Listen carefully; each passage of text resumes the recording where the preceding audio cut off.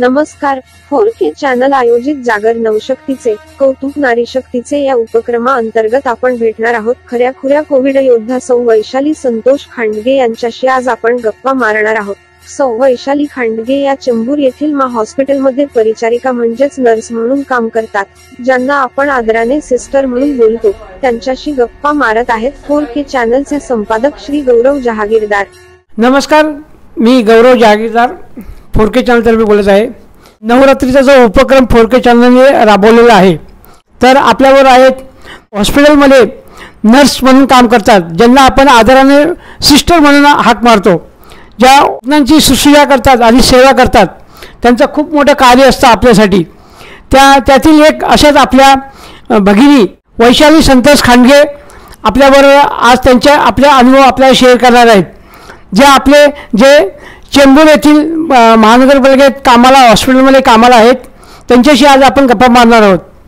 तर मॅडम, जरा सांगा आपले अनुभव, आपण या क्षेत्रात कसे आले. म्हणजे नमस्कार, मी सौ वैशाली संतोष खांडगे. मी चेंबूरच्या महानगरपालिकेच्या रुग्णालयात परिचारिका म्हणून कार्यरत आहे. गेले 10 वर्ष मी तिथे कार्यरत आहे आणि या क्षेत्रामध्ये मी जवळजवळ मला 22 वर्षे झालेली आहेत नर्सिंग क्षेत्रामध्ये.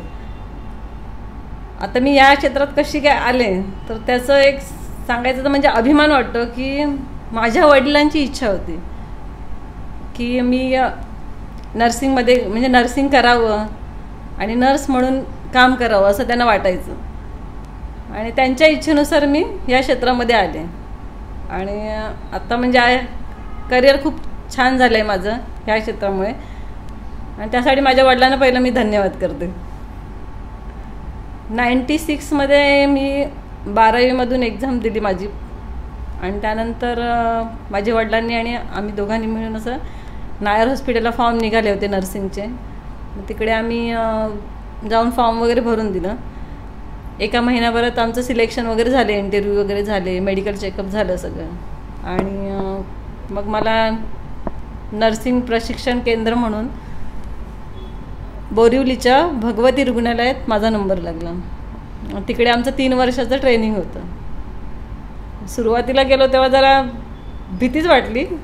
म्हणजे आधी जो जोश होता मला नर्सिंग करायचं आहे, मी सिस्टर बनणार वगैरे, खूप म्हणजे हे बरं वाटत होतं. पण जेव्हा तिकडे गेलं आणि आता आपल्याला 3 वर्ष इथेच राहायचं आहे, तेव्हा थोडंसं मनात कालवा झाली. म्हणजे फॅमिलीला सोडून राहायचं होतं. फर्स्ट टाईम आयुष्यात ते फॅमिलीला सोडून राहायचं होतं. मग झालं, पहिलं सुरुवातीला आम्हाला 3 महिने ओरिएंटेशन वगैरे असतं, म्हणजे हॉस्पिटलचे किंवा कुठले सब्जेक्ट असतात, तुम्हाला काय विषयाचा अभ्यास करायचा वगैरे ते सगळं असतं. आणि वॉर्डचं ओरिएंटेशन द्यायला आम्हाला घेऊन गेल्या आमच्या सिस्टर म्हणजे आम्हाला जे शिकवणाऱ्या मॅडम असतात त्या आम्हाला घेऊन गेल्या.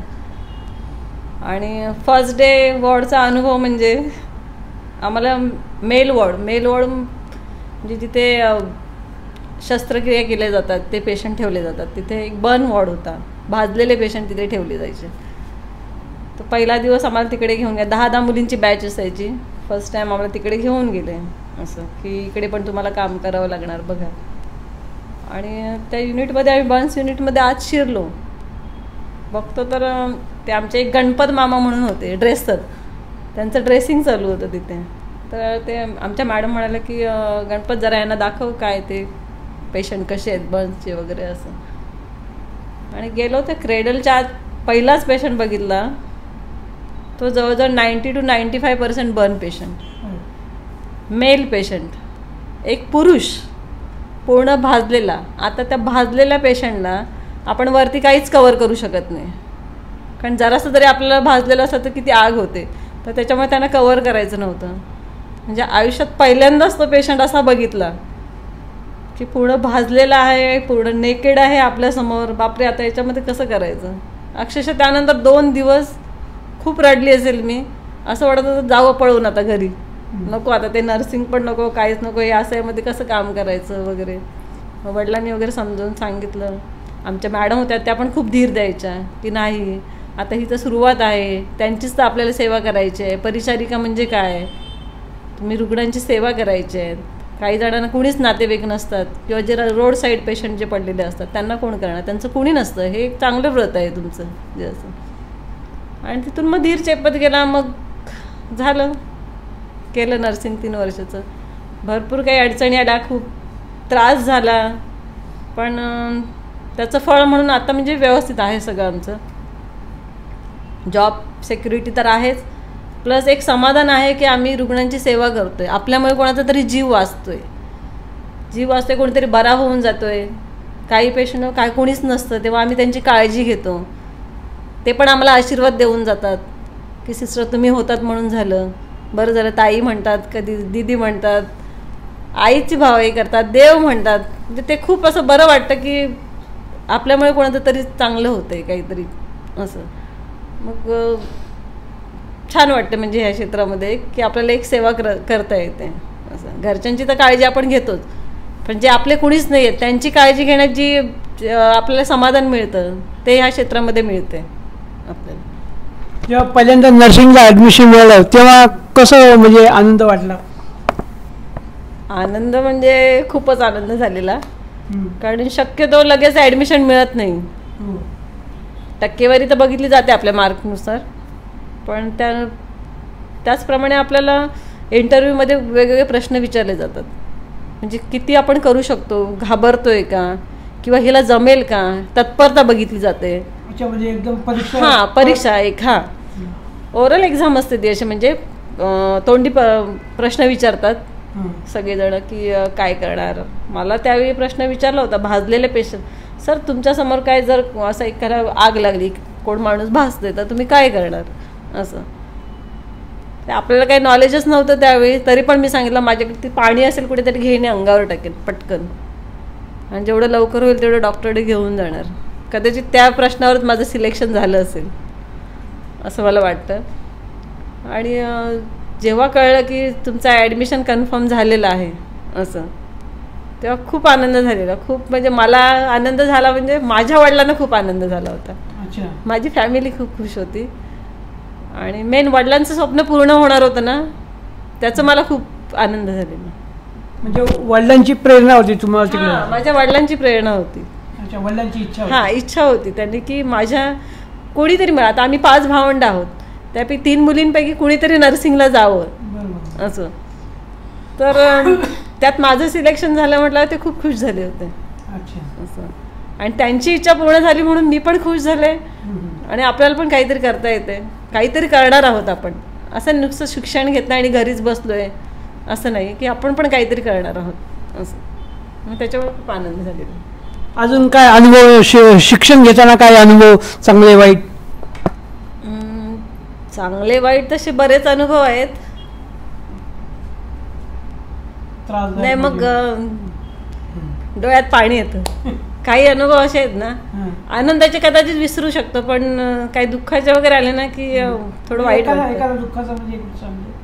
हां, मग आता ते तुम्ही म्हणाल की प्रत्येक वेळी काय भाजड्याच्याच पेशंटचं सांगते ती आहे, पण तो आयुष्यातला माझा अनुभव असा आहे ना की अजून पण डोळ्यात पाणी येते. एक छोटी मुलगी होती 7 वर्षाची, मी 2nd इयरला होते तेव्हा, 98ची गोष्ट आहे. तर चहा घेत तिची आई, तेव्हा स्टोव वगैरे असायचे ना घरी, झोपडपट्टी एरिया आजूबाजूला सगळा. तर आईने सांगितलं चहा घे तू तुझा काढून काहीतरी, आणि ती स्टोववरून भांडं उतरायला गेली, अक्षरशः ते चहाचा पातेलं ते पूर्ण तिच्या अंगावर सांडलं होतं. तिच्या ह्या मांड्याचे ॲब्डॉमन वगैरे तिचं प्रायव्हेट पार्ट सगळं ते भाजलं होतं. मग ती 75% बर्न होती मुलगी, आणि माझं तिथे पोस्टिंग होतं 1 महिन्याचं. तर त्या मुलीला मी खूप धीर द्यायची, तिला मला मावशीच म्हणायची. किती वर्षाची? 7 वर्षाची. 7 वर्षाची मुलगी होती. माझं एज काहीतरी 19-20 असेल त्यावेळेला. म्हणजे आपले भाचे वगैरे असतातच तसे. तर ती मला मावशी म्हणायची, सिस्टर नाही म्हणायची. आणि एक लळा लागला होता, मी पण तिच्या चॉकलेट वगैरे असं घेऊन जायची. मध्ये मला ऑफ जरी असलं तरी मी जाऊन भेटायची तिला असं. म्हणजे बरी होत आली होती, असं वाटतं की आता ही बरी होईल म्हणून. पण 75% बर्न होती, चान्सेस यस नोचेच होते. जवळजवळ 1.5 महिना ती मुलगी राहिली. माझं पोस्टिंग दुसरीकडे चेंज झालं, त्यानंतर पण मी तिला भेटायला जायची वेळ काढून असं. आणि जेव्हा ती एक्सपायर झाली त्याच्या 2 दिवस आधी मला जाता नाही आलं. आणि ती मावशी म्हणत होती, मावशी नाही आली मला भेटायला, मावशी नाही आली असं. कारण जेव्हा नंतर मला कळलं की तिचं असं झालं, मी जेव्हा वॉर्डमध्ये गेले तेव्हा मला तिचे सिस्टर, तिला मावशा वगैरे सांगितलं, काय गं वैशाली तू आली नाहीस तिकडे, ती तुला विचारत होती. मी आता मुली जाता इतकी मला वाटतं 22 वर्ष झाली, त्या मुलीचं नाव कसं विसरे मला माहीत नाही, पण तो एक्सपिरियन्स माझा खूप बॅड आहे. म्हणजे आठवण झाली तरी म्हणजे त्रास होतो की तेव्हा असं नको करूच. ठीक आहे, ज्याचं त्याचं आयुष्य ठरलेलं आहे, पण निदान लहान मुलांच्या बाबतीत असं करू नकोस. कुणाला वाटत नाही म्हातारे झाले तरी जावं म्हणून, पण ते असं कळवळताना किंवा एक छोटा चिमुकला जीव जातो ना तेव्हा खूप त्रास होतो तो. असं तो एक बॅड अनुभव आहे. काही जण बरे होऊन पण जातात, म्हणजे मरणाच्या दारातून परत येतात, आणि बरे झाल्यानंतर ते आम्हाला आशीर्वाद देतात की सिस्टर तुम्ही होतात ना म्हणून आम्ही बरे. म्हणजे खूप काळजी घेतली तुम्ही आमची, तुम्ही माझ्या मुलीसारखी आहे, तुम्ही माझ्या बहिणीसारखी आहे. असे म्हणजे खूप अनुभव आलेले आहेत असे चांगले वाईट, पण बरं वाटतं. ट्रेनिंग झाल्यानंतर पहिली पोस्टिंग कुठे झाली? म्हणजे पहिली पोस्टिंग माझी नोव्हेंबर 99ला मी KJ सोमय्यामध्ये जॉबला लागले. तर तिकडे कुशे मेट्रन होत्या, KM हॉस्पिटलच्या, त्या रिटायर्ड होत्या पण KJ सोमय्यामध्ये त्या होत्या. मग ते ट्रस्टीचं आहे. हां, ट्रस्टीचं हॉस्पिटल आहे, ट्रस्टी प्लस प्रायव्हेट असं दोन्ही पण असं. तिथे लागले मी. तिथे पण छान अनुभवले. म्हणजे असं सगळेजण समजून पण घेतात, आपण नवीन नवीन जॉबला लागलो कसं बरं वाटायचं की चला आपलं ट्रेनिंग झालं, आता आपलं काहीतरी इन्कम सोर्स चालू झालं, आणि बरं वाटलं. म्हणजे तिथे लागलं, तिथला पण एक्सपिरियन्स चांगला होता. ICU वगैरे होता, आम्हाला छान होतं तिकडे. सगळे कोऑपरेटिव्ह होते तिथले. हां, सगळे. नंतर मग जवळजवळ मी 7 वर्ष तिथे जॉब केला. पण नंतर आम्ही इथे शिफ्ट झालो कामोठेमध्ये. मग थोडा ट्रॅव्हलिंगचा पण इश्यू व्हायचा, इथून चुनाभट्टीला जा, मग सगळं ते पुढे ट्रॅव्हलिंगचा त्रास व्हायचा. मग मी आपलं कामोठ्याचं ते MGM हॉस्पिटल आहे, हां, तिथे ट्राय केलं. मिळून गेलं मला तिथे. हां, तिथे पण जॉब मिळून गेला, काय एक्सपिरियन्स होता माझा 7 वर्षाचा. मग त्यांनी मला तिथे पण जॉब ऑपॉर्च्युनिटी दिली, मिळाली मला, आणि तिथे मी 5 वर्ष केलं आपल्या MGM हॉस्पिटलला. हां, तिथे मी नर्सिंग सुपरवायझरची ड्युटी केलेली आहे. असं म्हणजे सगळ्यांना हँडल करायचं. त्यानंतर माझं महानगरपालिकेचं ट्रेनिंग होतं. हां, त्यानंतर आम्हाला जॉबसाठी हे आलं, कॉल आला तिकडून की महानगरपालिकेच्या वॅकन्सीज आहेत, तर बॅच वाईज तुम्हाला घेतलं जाते म्हणून. आमची 99ची पासआउटची बॅच होती. मग झालं त्यावेळी 2011मध्ये मी BMCमध्ये लागले जॉबला. खाजगी हॉस्पिटल आणि महानगरपालिकेचं हॉस्पिटल याच्यामध्ये कसं, म्हणजे काय फरक वगैरे काय पेशंटच्या बाबतीत? म्हणजे पेशंटच्या बाबतीत पण आहे, सगळ्याच बाबतीत आहे. असं प्रायव्हेटमध्ये म्हटलं तर पेशंटला जे काय इंजेक्टेबल दिलं जातं, मेडिसिन देते, ते पेशंट घेऊन येणार. जेव्हा पेशंट आणणार तेव्हा ते प्रोव्हाइड केलं जातं. असं वेळेला आम्ही देतो, इमर्जन्सी ड्रग ठेवलेले असतात त्या वेळेला आम्ही ते यूज केले जातो, पण नंतर त्यांच्याकडून ते रिप्लेसमेंट वगैरे घ्या, म्हणजे जपून, त्याचा खूप हिशोब असतो असं. आणि प्रायव्हेटमध्ये कसं ठराविक त्यांच्या कंडिशन्स असतात, त्यानुसार आपल्याला राहावं लागतं तिथे, काम करावं लागतं. तसं की एवढंच पाहिजे की काय द्यायचं, कितपत द्यायचं, किती फॅसिलिटी द्यायची, ते त्याचे सगळं हे असतं, रिस्ट्रिक्शन असतं. पण आता BMC जॉबमध्ये कसं गव्हर्नमेंटचा सप्लाय असतो सगळंच, त्याच्यामुळे मेडिसिन कुठे कमी पडते किंवा इंजेक्शन कुठे कमी पडते असं नाही आहे. रेअरली असं होतं की एखाद दुसरं इंजेक्शन नसेल तर मग पेशंटला बाहेरून आणावं लागतं, आणि शक्यतो नाहीच. कारण आपल्याकडे गव्हर्नमेंटच्या हॉस्पिटलला किंवा BMCच्या हॉस्पिटलला जे काय पेशंट्स येतात ते बहुतेक करून स्लम एरियाज, म्हणजे असं झोपडपट्टी एरिया वगैरे, की ज्यांची कॅपॅसिटी नाही आहे खर्च करायची, ते लोक तिथे येतात. मग त्याच्यामुळे त्यांना सगळ्या सुविधा तिथे मिळूनच जातात असं. आणि एखादं काही इंजेक्शन संपलं किंवा कुठला सप्लाय कमी झाला असेल तर आपल्याला 8 दिवस किंवा 2 दिवस आधी इन्फॉर्म करून ते अवेलेबल करून घ्यावंच लागतं. त्याच्यामुळे कुठे कमी पडतं असं नाही, सगळं फॅसिलिटी त्यांना मिळतातच असं. या पिरियडमध्ये लग्न कोणत्या वर्षी झालं? लग्न 2003. म्हणजे लग्नाच्या आधी जॉब होताच ना माझा. हां, 99ला मी जॉबला लागले. 99. हो. हां, 99ला जॉबला लागले आणि त्यानंतर 2003मध्ये लग्न झालं. ड्युटी आज 3 शिफ्ट करावं लागत असतील ना? हो, त्यावेळेस फॅमिली सपोर्ट कसा, म्हणजे फॅमिलीचा सपोर्ट होता तर इथपर्यंत आले नाही तर काय जॉब सोडून घरी बसावं लागलं असतं. बरोबर आहे. म्हणजे फॅमिलीने सपोर्ट केला छानपैकी. म्हणजे कुठल्या गोष्टीचं रिस्ट्रिक्शन नाही दिलं. म्हणजे सासू सासरे पण होते, त्यांनी पण कधी रिस्ट्रिक्शन, तुला जॉब करायचं आहे कर, तुझी इच्छा, आणि एवढं केलंच आहेस तू. म्हणजे खरं तर आमचं ते सगळं ट्रेनिंग वगैरे म्हणजे खूप हे होत होतं. तर कशाला म्हणजे सोडायचं वगैरे, तू कर तुझ्या मर्जीने असं. त्याच्यामुळे त्यांनी काही बंदी घातली नव्हती कर किंवा नको करू वगैरे असं. पण मला तर करायचंच होता, कारण आपण एवढे 3 वर्ष मेहनत केलेली आहे ती कशी वाया घालवायची असं. आणि मग केलं त्यांनी, काय असं हे नाही केलं, करत होते सपोर्ट. 3 शिफ्ट होत्या, मॉर्निंग, सेकंड, नाईट, 3 ड्युट्या असायच्या. पण ॲडजस्ट करून व्हायचं सगळं. म्हणजे घराचं पण होऊन जायचं आणि जॉबचं पण असं काय. आणि हेल्प होत होती घरामध्ये. पहिले 2-3 वर्ष, 4 वर्ष काहीतरी मीच असेल नवी मोठी सून म्हणून. त्यानंतर पाठोपाठ दोघी आल्याच. मग काय, मग मोठीला थोडं एवढं काम नसतं ना. मग ते मागचे 2 हात होते माझे, डावा उजवा, 2 जावा. हां, त्याच्यामुळे. आणि 2 मुलं माझी, त्यांची मुलं. मग त्याच्यामध्ये मुलं पण मोठी होऊन गेली. मग घरी काही असा प्रॉब्लेम आला नाही मला. त्यांच्यामुळे उलट मी जॉब व्यवस्थित करू शकले असं. हां, एकत्र कुटुंब असल्यामुळे सपोर्ट मिळाला, सगळं व्यवस्थित झालेलं आहे. आता आम्ही 3 फॅमिली जरी सेपरेट असलो तरी आम्ही तशा एकत्रच आहोत असं. म्हणजे कार्यक्रम वगैरे आमचे सगळे एकत्रच होतात असं. पण त्यावेळी त्यांचा मला खूप सपोर्ट मिळाला असं. मग त्याबद्दल त्यांचे धन्यवाद आहेतच. नाही, घरचे त्या धन्यवादचं काही नाही, पण मला वाटतं असं. धन्यवाद. MGM हॉस्पिटलमध्ये काही अशी आठवण जी एकदम लक्षात राहील असेल? बापरे, MGM हॉस्पिटलची, प्रायव्हेट हॉस्पिटलला कसं होतं की पैसे भरून असतात ना सगळे, त्याच्यामुळे त्यांना क्विक सर्व्हिस द्यावी लागते. पण ते कधी कधी कसं होतं, पेशंट बॅड कंडिशनला येतो आणि तुम्ही पेशंट घेऊन येता, त्यावेळी ते करण्यासाठी, पेशंटची ट्रीटमेंट करण्यासाठी तरी आम्हाला वेळ मिळायला हवा. आम्ही तर नर्सेस आहोत, पण डॉक्टर्स तिथे तेव्हा अवेलेबल असतातच, नाही असं नाही. पण त्या सिच्युएशनला, त्या कंडिशनला पेशंट अटेंड करायचं म्हटल्यावर स्पेशल डॉक्टर वगैरे असतात असं. तर ते येईपर्यंत त्यांना धीर नसतं. MGM हॉस्पिटलचं सांगायचं झालं तर मला असं वाटतं 2008ची गोष्ट आहे.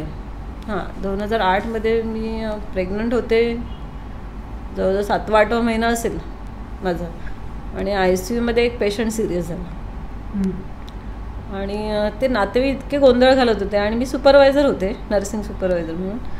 तर मला फोन आला ऑफिसमध्ये की मॅडम तुम्ही या जरा इथे, जरा ICUमध्ये गोंधळ चालला आहे. मी गेले तिथे, तर पेशंटचे नातेवाईक गोंधळ करत होते, असं कसं आमच्या पेशंटला काय केलं तुम्ही वगैरे असं. म्हणजे पेशंटला आम्हाला ट्रीटमेंटच करून देत नव्हते. मग त्या 7-8 जणांच्या घोळक्यामध्ये जेंट्स मोठे मोठे असे एकदम, त्याच्यामध्ये मला उभं राहून त्यांना शांत करावं लागलं.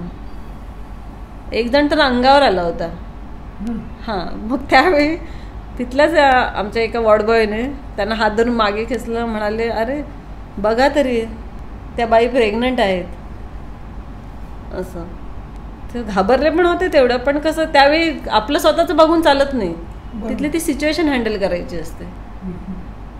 नंतर त्या थोड्या वेळाने समजावून वगैरे सांगितलं व्यवस्थित. ॲक्च्युली होतं कसं की आपल्या MGMला वगैरे केरळाच्या वगैरे साऊथ इंडियन जास्त नर्सेस आहे, त्यामुळे थोडंसं लँग्वेज प्रॉब्लेम होतं समजावून सांगण्यामध्ये. मी त्यांना, ती महाराष्ट्रीयन फॅमिली होती, मराठीमध्ये त्यांना व्यवस्थित सगळं समजावून, आम्ही डॉक्टरांना बोलवतोय, होईल सगळं व्यवस्थित असं. आणि त्यांना खूप कन्व्हिन्स केल्यानंतर मग ते शांत झाले. नंतर त्यांनी माफी वगैरे मागितली की सॉरी मॅडम आम्ही बघितलं नव्हतं वगैरे, पण आता पेशंट म्हटलं हां ठीक आहे, मी ते समजू शकते, तुमच्या ठिकाणी आम्ही असं तर कदाचित आम्ही तेच केलं असतं. म्हणजे खूप समजावून सांगावं लागतं. ती सिच्युएशन हँडल करणं खूप कठीण असतं. पण अशा होत असतात गोष्टी, पण आम्ही ते करतो त्यावेळी मग सोडून देतो. काय राग रुसवे, काय कोणावर राग नसतो किंवा काही नाही, असे कितीतरी येत असतात. काही जण चांगलं पण म्हणून जातात. हा, खुशीने आम्हाला एखादा स्वीटचा बॉक्स पण दिला जातो, कधी कधी शिव्या पण दिल्या जातं. आम्ही सगळं खात पुढे चाललोय, असं काही वाटत नाही. पण आयुष्यात कोरोना म्हणून एक चेंज झाले त्याच्यामध्ये, आणि त्याच्यामध्ये आपण हॉस्पिटल लेवलमध्ये आहे समजा, ह्याच्यामध्ये आहे, तर आपल्याला तर सगळ्यात जास्त त्रास आपल्या लोकांना झालेला आहे. तर जेव्हा कोरोना येतोय आपल्याकडे चीनमधून, तेव्हा आपल्याला कसं वाटलं, आणि जेव्हा आपल्याकडे पहिल्यांदा आला तुमच्या हॉस्पिटलमध्ये त्यावेळेस आपल्याला काय वाटलं? म्हणजे कोरोनाचं सांगायचं तर भरपूर आहे तसं. ॲक्च्युली जेव्हा जानेवारी फेब्रुवारीमध्ये माहीत पडलं की चीनमध्ये तसं चाललं आहे, खूप महामारी आली आहे कोरोनाची, खूप पेशंट्स जात आहेत, म्हणजे डेथ रेशो जास्त होता तिकडचा, तर काळजी घ्या वगैरे असं चाललं होतं. पण वाटलं नव्हतं की आपल्याकडे येईल एवढा म्हणून.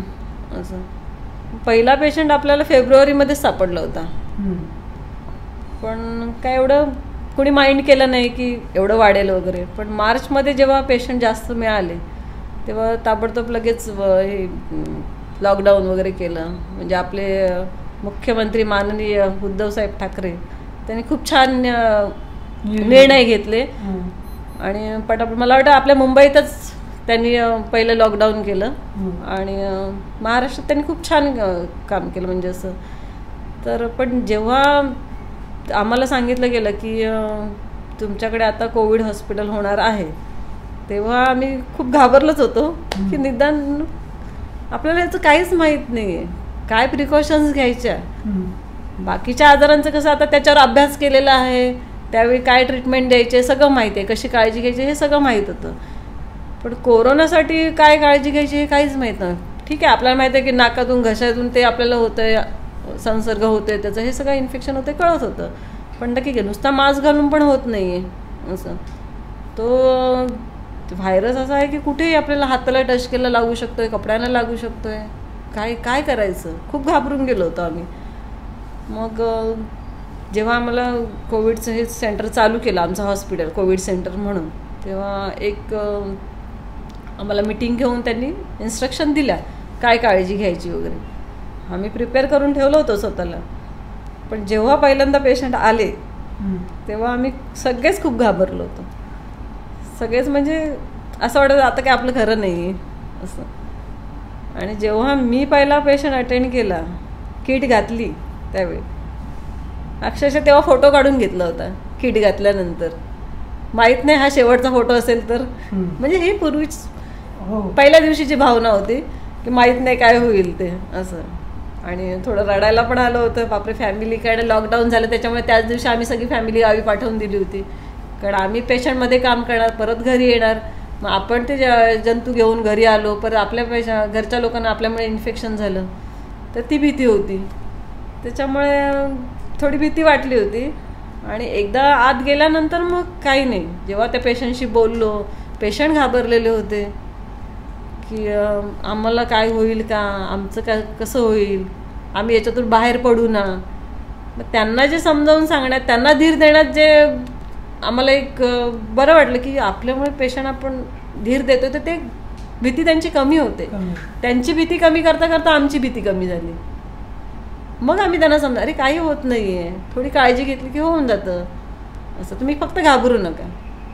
आणि सुरुवातीला जे पेशंट, म्हणजे सुरुवातीला आपल्या महाराष्ट्राचा किंवा देशभराचा जो डेथ रेशो होता कोरोनामुळे, तो खूप जास्त होता.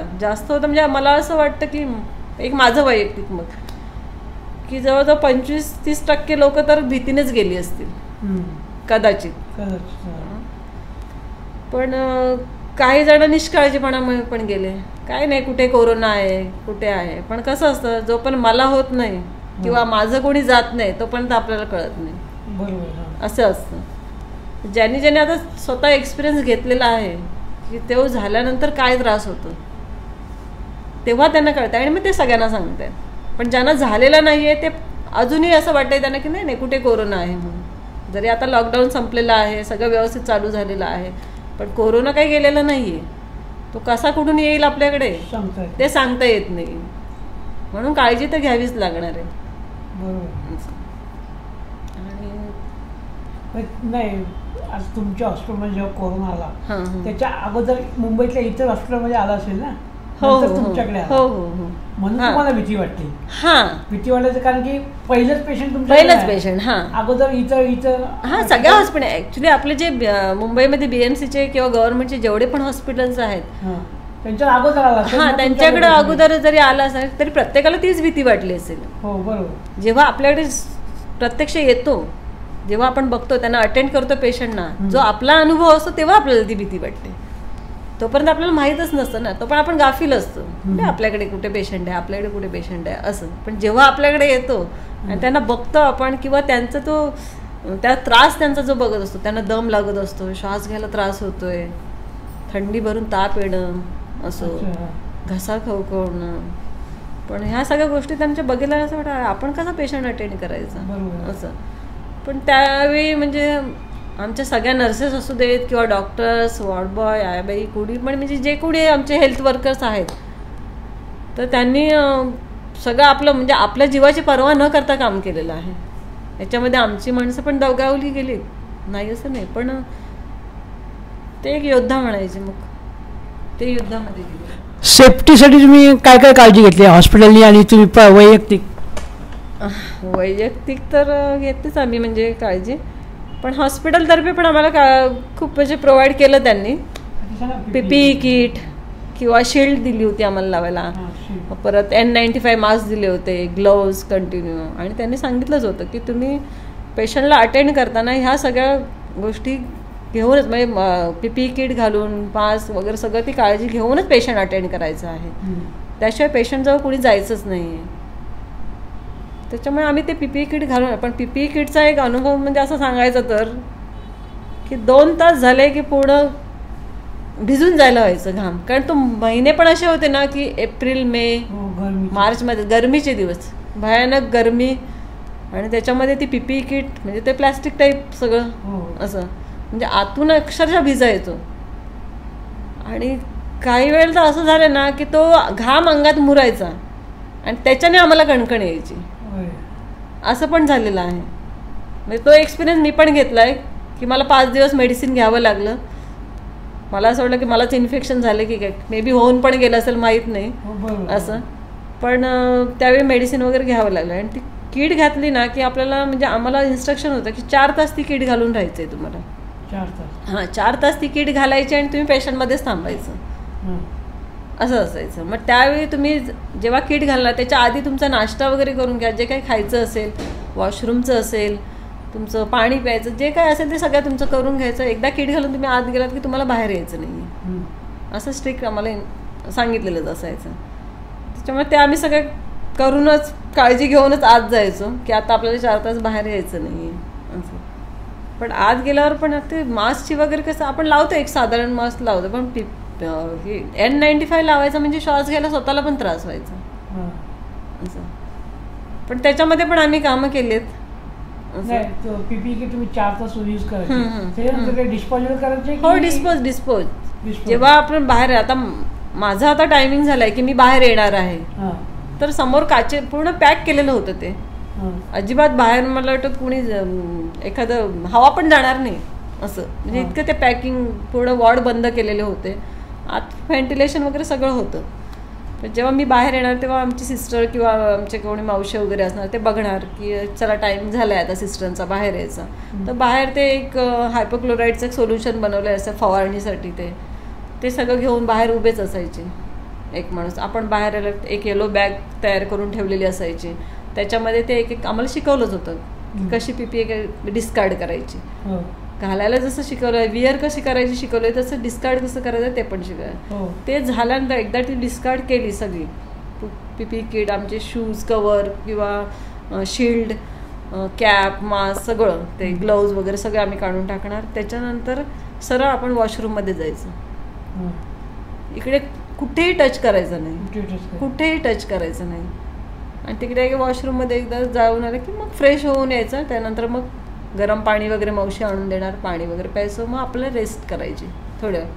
कारण त्यावेळी 4 तासामध्ये आपल्या बॉडीला खूप त्रास झालेला असतो. त्रास म्हणजे तो घामच अंगामध्ये मुरायचा. त्याच्यामुळे असं एकदम विकनेस यायचं, असं वाटायचं की नाही आता मला कणकणच आली असं वाटायचं. म्हणजे पीपीई किट फक्त एकदाच वापरायचा? हो, एकदाच वापरायचा. हा, एकदा तो आपण वापरला की तो डिस्कार्ड कमी तो. हा, आणि तो डिस्कार्ड केल्यानंतर म्हणजे एका दिवसामध्ये म्हणजे 24 आवर्समध्ये जेवढे काही किट वापरले गेले असायचे ते प्रत्येक येलो बॅगमध्ये बांधून ठेवलेले असायचे. आणि दुसऱ्या दिवशी आमची बायोमेडिकल वेस्टची गाडी यायची, ती येऊन मग ती रिसीव्ह करायची त्या किट सगळ्या, आणि नंतर मग ते बर्न करायला घेऊन जायचे. हा, मशीनमध्ये ते जाळूनच टाकतात. म्हणजे रियूज नाही, तसं होत नाही ते. हा, तर ते जाळून टाकायचं, तसं काय नाही. भरपूर आम्हाला दिलं होतं त्यांनी किट वगैरे वापरायला. त्याच्यामुळे गव्हर्नमेंटचा पण सप्लाय होता, स्ट्रिक्टली सगळी ऑर्डर्स होत्या आपल्याला की नाही कुठेतरी तुम्हाला काळजी घ्यायची आहे आणि हे रियूज होऊ नये म्हणून. ॲक्च्युली आम्ही ते कट वगैरेच करायचो, फाडायचोच अक्षरशः, त्याच्यामुळे रियूजचा प्रश्न येत नव्हता. हां, अच्छा. मला तुमचं म्हणजे स्टाफमधलं कोणाला काय कोरोना त्यावेळेस झाला होता का? हा, आमच्या 2 सिस्टरांना झाला कोरोना, पण त्यांचं कसं एजमध्ये असल्यामुळे, म्हणजे इतकं पण एज नाही म्हणता येणार, 50च्या आसपास 2 जणी होत्या, पण त्यांना डायबिटीज वगैरे असं जरा त्रास होता, हायपरटेन्शनचा. म्हणून कसं कोरोनाचं कसं आहे की ज्यांची इम्युनिटी कमी आहे, म्हणजे ज्यांना हार्ट प्रॉब्लेम असेल किंवा डायबिटीज, हायपरटेन्शन, हे जे काही त्रास आहेत ज्यांना, तर त्यांची थोडी इम्युनिटी पॉवर थोडी कमी असते. त्याच्यामुळे ते पटकन कॅच केला जातो. तर कोरोना त्याच्यावर अटॅक केला जातो त्याचा कोरोनाचा. त्याच्यामुळे थोडीशी त्यांची मे बी इम्युनिटी कमी पडली आणि मग त्याने इन्फेक्शन झालं. आमच्या 4 डॉक्टरांना पण झाला, डॅब टेक्निशियन, वॉर्ड बॉयज, आयाबाई, बऱ्याचशा जणांना झाला. पण टचवूड की आमचे सगळे जे हॉस्पिटलचे मेंबर्स आहेत, एम्प्लॉईज आहेत, ते सगळे याच्यातून बरे होऊन आले, रिकवर झाले. त्यांना त्रास पण खूप झाला, खूप विकनेस झाला. 1-2 महिने त्यांना रजा पण घ्यावी लागली. जॉईन करून बघितलं त्यांनी आपल्याला किती जमतंय, पण विकनेसच इतका होता की त्यांना जमत नव्हतं. परत त्रास चालू झाला, मग पुन्हा त्यांना हॉस्पिटलकडून सुट्टी दिली गेली की नाही तुम्ही आराम करूनच व्यवस्थित या म्हणून. पण त्यांचा पण जो एक्सपिरियन्स होता की दम लागणं वगैरे असं, जेव्हा स्वतःला होतं तेव्हा आपल्याला कसं फील होतंय, तर त्यांचे पण वाईट अनुभव होते की भीती वाटलेली त्यांना की आम्ही याच्यातून परत येतो की नाही. पण देवाच्या कृपेने ते सगळे बरे झालेले आहेत आणि व्यवस्थित आहे आमच्या हॉस्पिटलमध्ये सगळे. आमच्या हॉस्पिटलमध्ये असे एक्सपायर्ड नाही झाले, पण जे एम्प्लॉई होते, म्हणजे कसं नावं वगैरे आपण नाही सांगू शकत. एक जे टेक्निशियन होते त्यांना झाला, त्यांच्या मिस्टरांना झाला, सासूबाईंना झाला त्यांच्या. हां, घरपर्यंत जात होते ते. म्हणजे आता आमचं कसं, मी तर आमची फॅमिलीच पूर्ण गावी गेली होती, बऱ्याच जणांची गावी गेली होती. ज्यांचे सोर्स होते त्यांचे गेले होते, पण ज्यांचे नव्हते, ज्यांचे घरी होते ओल्ड एजवाले वगैरे, तर एका एम्प्लॉईचे मिस्टर एक्सपायर्ड झाले, त्याच्यामध्ये सासूबाई एक्सपायर्ड झाल्या. घरचे एक्सपायर्ड झाले. हां, त्या नाही झाल्या. त्या म्हणजे त्यांनी कव्हर केलं.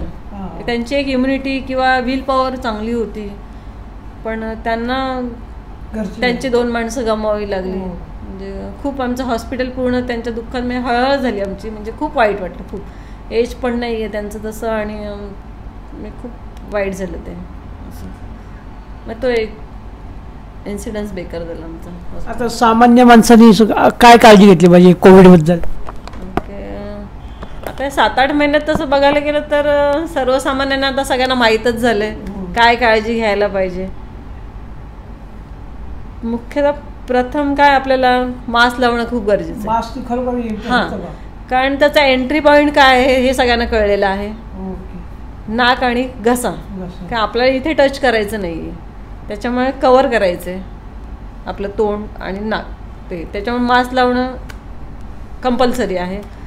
प्लस हँड वॉशिंग, म्हणजे हात वारंवार धुणे. आपल्याला वाटतंय की इकडे माझा हात टच झाला आहे, नाही इथे असू शकतो, डोक्यात ते ठेवायचं, कदाचित असू शकतो तिथे. निग्लेक्ट करून नाही चालणार, दुर्लक्ष करून नाही चालणार, कंटाळा करून नाही चालणार. तो हँड वॉश ठीक आहे. आपण बाहेर असेल तर आपण सॅनिटाईज करू शकतो किंवा घरी असेल किंवा आपल्या कामाच्या ठिकाणी पण आपल्याला तिथे अवेलेबल असेल हँडवॉशसाठी, तर आपण मोस्ट ऑफ म्हणजे साबण आणि हात धुणे खूप चांगले आहे. इतर वेळा आपण सॅनिटायझर लावून हात रब करू शकतो. जरा 2 मिनिट तरी चांगले व्यवस्थित रब करायला पाहिजे. कारण आपण जेव्हा रब करणार तेव्हाच ते मरणार आहेत. नुसतं घेतलं आणि झालं ते तसं मरणार नाही आहे. तो त्याला असं व्यवस्थित रब करायला पाहिजे मेन. आणि शक्यतो प्रवास अजून पण टाळा. सरकार सांगते किंवा जे मेडिकल पर्सन जे मेन आहेत आपले ते सांगतातच आहेत की निदान 2 वर्ष तरी आपल्याला काळजी घ्यायला पाहिजे. तोपर्यंत आपलं आता 7-8 महिन्यात आपल्याला सवय झालीच आहे, अजून होऊन जाईल. त्याला घेऊनच आपल्याला बरोबर जायचं आहे. आता बऱ्याचशा न्यूजमध्ये येत आहे, आपण बघतोय ते की सांगतायत की नाही कोरोनाला घेऊनच आपल्याला जायचं आहे, तो काही जाणारा नाही आहे. त्याच्यामुळे घरी बसून पण का तर सर्वसामान्यांचे हालच होत आहेत. जॉब सुटले आहेत, काही जण जॉब गेलेच आहेत. त्यांचं घर कसं चालणार? किंवा जे बाहेर काम करणारे लोक आहेत, जे काय म्हणतात ते रोजगार ते, तर त्या रोज काम करणार तेव्हा त्यांच्या घरी काहीतरी येणार असं आहे. तर काम तर बंद करून चालणार नाही. 6 महिन्यात खूप लोकांचे हाल झाले. आता चालू झालं आहे सगळं हळूहळू, पण त्यांनी काळजी घ्यावी, निष्काळजीपणा करू नये की चला आपल्याला काही झालेलं नाही आहे तर कसा पण होऊ शकतो.